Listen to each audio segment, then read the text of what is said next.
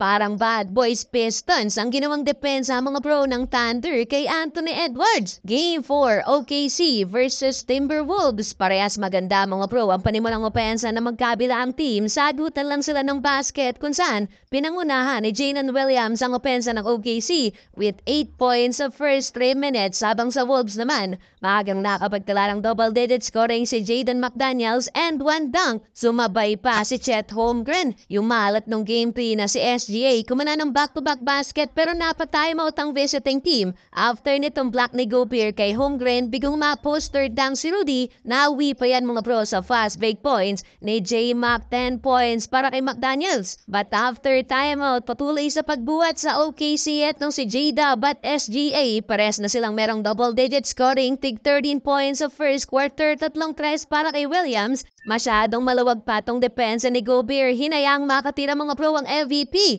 Wala nang isang minuto, umabot sa 9 points ang biggest lead ng Thunder. Anthony Edwards, first basket and 1 layup. Yan din ang kaisa-isang tira ni Ant sa opening quarter, 37-30 end of first quarter. Start of second quarter na turnover agad ng Wolves ang bola, easy dunk para kay J-Dub. One hand dunk naman ang ginawa sa sunod na play ni Chet Holmgren. Pero heto yung isa sa naging magic munot ng Wolves nung Game 3, muling nagparamdam mga pro kung saan dumali ng 7 straight points ang rookie na si Shannon Jr. Sa pinapakitang laro ng rookie, naging crowd favorite tuloy siya sa Minnesota. Dalawa sila ni Alexander Walker na kumana sa second unit. Naibaba nila sa 4 ang lamang ng OKC after ng press na to ni Alexander Walker. 11 points na sa bench ng Wolves pero agad na binawi yan sa kabila ni Chet Holmgren. Nakapagdala din ng press mga pro si SGA under 4-minute mark. Nautakan pa niya sa play na to si Gobert. Naramdaman yung konting contact ng big man. Ayun, matik.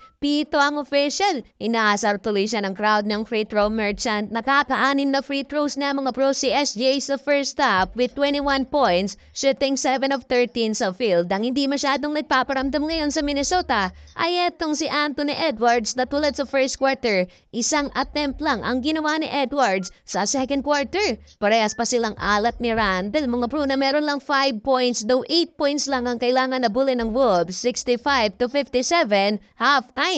Third quarter, sinimulan ni Alex Caruso ang opensa ng OKC, hitting this corner 3. First time din pumalo sa double figure ang lead ng visiting team. Buti na lang nakasagot ng 9-0 run ng Wolves. Finally, Edwards with a basket. Biglang baba sa 2 points ang inahabol ng home team. Dinakdakan pa ni Gobert sa play na to si Hartenstein. Momentum na sana yan para sa Wolves kaso nakabawi ng 9-2 run ng OKC, still led by SGA at Jalen Williams. Pero dahil sa kumpiyansang nabuo mga pro ng Minnesota, muli silang nakapagtala ng run kung saan sunod-sunod na ang pukol nila sa labas. 2 sunod pang naipasok ni Donte DiVincenzo to tie the game. Timeout ang OKC. After timeout mga pro, eto na naman ng OKC. Palaging may sagot sa run ng Wolves. Binawi lang yung ginawang 9-2 run ng home team. Driving dunk ni Chet Holmgren na nasundan ng mid-range jumper ni SGA. Anthony Edwards double-digit scoring na with 10 points in 32 minutes